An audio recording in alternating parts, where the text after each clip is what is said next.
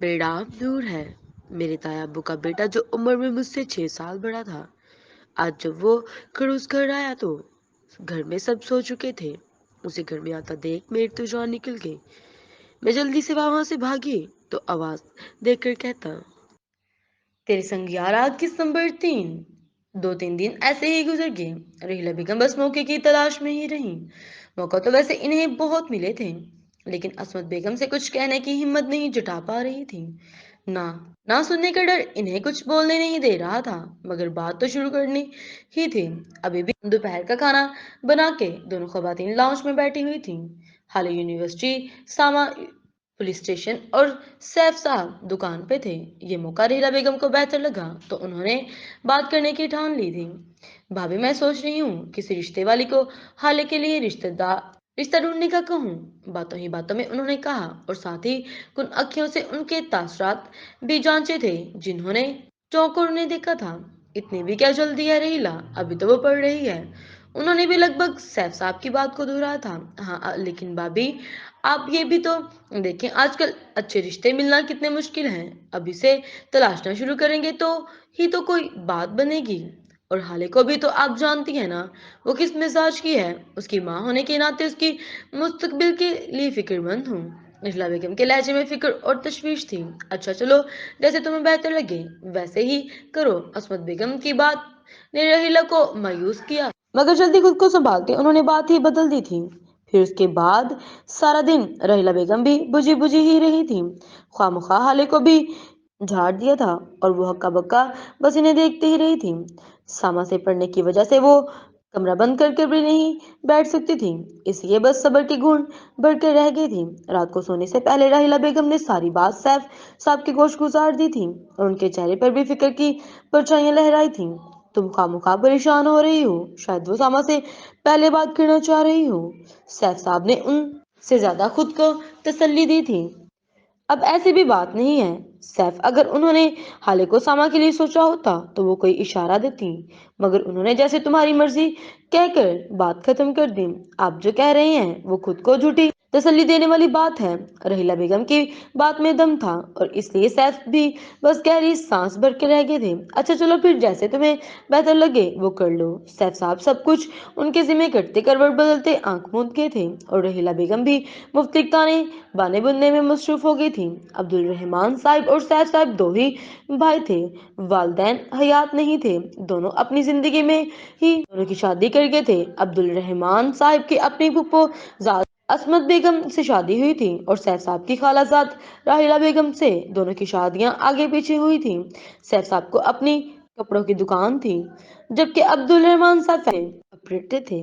असमत बेगम को शादी के साल बाद ही अल्लाह ने सामा से नवाजा था, मगर हिला बेगम और सैफ साहब की शादी को 6 साल बाद अल्लाह ताला ने हाले से नवाजा था। दोनों ही घर के भर लाडले थे। डबल स्टोरी घर के ऊपर वाले पोर्शन में सैफ साहब अपनी फैमिली समेत रहते थे और नीचे वाला पोर्शन में अब्दुल रहमान साहब और उनकी फैमिली रहती थी। जिंदगी में अभी चैन ही चैन था, मगर अब्दुल रहमान साहब की अचानक मौत ने सबको हिलाकर रख दिया था। उनकी मौत दिल बंद होने की वजह से हुई थी और उनकी नागहानी मौत ने सबको गम की लपेट में लिया था, मगर उनकी मौत का सब ज्यादा असर सामा पे हुआ था। वो उनसे हद से ज्यादा अटैच था, इसलिए उनकी मौत के कबूल नहीं कर पा रहा था। पहले पहल तो कुछ अरसा उसने उस बात को कबूल नहीं किया कि वो नहीं रहे। फिर जैसे जैसे उसने उनकी मौत को कबूल कर लिया, वो बिल्कुल खामोश हो गया था। ना किसी के साथ बात करता और बात बात पर गुस्सा करना उसकी आदत में शामिल हो गया था। ज्यादातर उसे गुस्से का निशाना हाले ही बनती थी। इसी बिना पे वो उससे जितना मुमकिन होता फासला रखती थी। अब्दुल रहमान साहब की वफात के बाद रहीला बेगम और सैफ साहब ने दोनों माँ बेटे का हर तरह ख्याल रखने की कोशिश की थी, ताकि उन दोनों को अब्दुल रहमान साहब की कमी महसूस ना हो।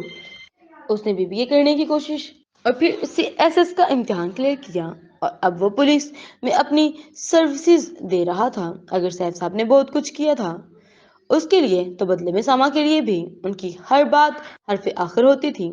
जैसे अब्दुल रहमान साहब कहते वो वैसा ही करता, मगर वो उसका गुस्सा ना कम कर सके। वक्त के साथ साथ संजीदगी और गुस्सा उसकी जात का हिस्सा बन गए थे।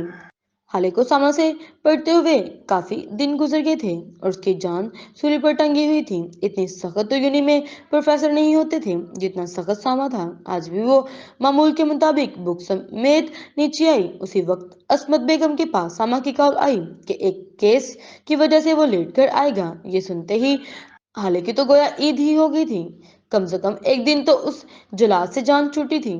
उसी खुशी में उसने मूवी देखने का प्लान बनाया था। खाना खाने के बाद वो अपने लैपटॉप समेत अपने कमरे में घुस गई थी।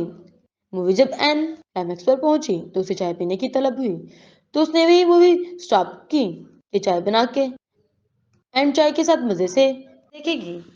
चाय बन चुकी थी जब उसे सामा की गाड़ी का हॉर्न सुनाई दिया। उसने जल्दी से चाय छान कर कप में उंडेली और कप समेत तेजी से वहां से गायब होना चाहा। सुनो, अभी वो सीढ़ियों के पास ही पहुंची थी कि उसकी भारी गमगीन आवाज सुनकर वहीं खड़ी की खड़ी रह गई थी। दिल ही दिल में अपनी इस टाइम चाय पीने की ख्वाहिश पे खुद को जी भर के कोसा था, जिसकी हलक से मरी मरी आवाज निकली थी, मुझे भूख लगी है, कुछ खाने को दो। उसे कहकर खुद किचन में दाखिल हुआ और फ्रीजर की तरफ बढ़ा था। वहां से पानी की बोतल निकाली और स्टैंड से ग्लास लेकर वहीं पर पड़े डाइनिंग टेबल के एक कुर्सी खींच कर बैठ गया था। जबकि दूसरी तरफ उसकी फरमाइश सुन के उसकी सांस खलक में अटक गई थी और मरे मरे कदमों से वो उसके पीछे किचन में दाखिल हुई और फिर से सालन का डोंगा निकाला और उसे ओवन में रखते टाइम सेट किया था। सालन तो वो पहले का बना खा लेता था, मगर फुल्के उसे ताजा ताजा ही चाहिए होते थे और वो उसी बात को लेकर हलकान हो रही थी कि उस जैसी और लड़की जैसे बस चाय बनानी आती थी, वो ताजे फुल्के कैसे बनाएगी। उसने कुन अखियों से उस खड़ूस को देखा जो कुर्सी के साथ टेक लगाए बैठा मोबाइल यूज कर रहा था। उसे मोबाइल में मसरूफ देखकर उसने जल्दी से सालन प्लेट में निकाला था और उसका इरादा उस खड़ूस के सर उठाने से पहले खाना उसके सामने रखकर वहां से खिसकने का था। मैं ताजा रोटी खाऊंगा, उसकी आवाज सुनकर हाथ पाट उठाती वो अपनी जगह से उछली और डरते डरते पीछे मुड़कर देखा, जहां संजीदगी से उसे ही देख रहा था। उसके मुतवज्जा होने पर उसने बाजू अपनी निगाहें मोबाइल पर जमा ली थी। उसकी उसकी बात सुनकर उसने थूक निकलने फिर से आटे वाला बाउल निकाला और चूल्हे पर तवा रखते गैस ऑन की। उसके बाद बाउल से आटा लेते उल्टा सीधा पेड़ा बना ही लिया था।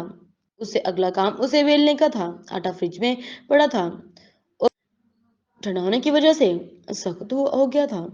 उसे रोटी बेले ही नहीं जा रही थी। रोटी बेलते वो रूहान सी हो गई थी। काश मामा की बातें एक कान से सुनकर दूसरे कान से ना निकालती। आज ये दिन तो ना देखना पड़ता। उस खड़ूस ने रोटी देखने बाद जब नजरों से मुझे देखना है, बस वो मुझे ऊपर पहुंचाने के लिए काफी होंगी। रोटी बेलते हुए वो हल्की सी आवाज में बुड़बुड़ाई थी। फिर जैसे तैसे करते वो दो तीन रोटियां बनाने में कामयाब हो गई थी, मगर उनको देखने के बाद शर्मिंदगी के मारे उनका उसकी धाड़े मार मार कर रोने का दिल कर रहा था। रोटियां गोल होने की बजाय तीन कोनों वाली थीं।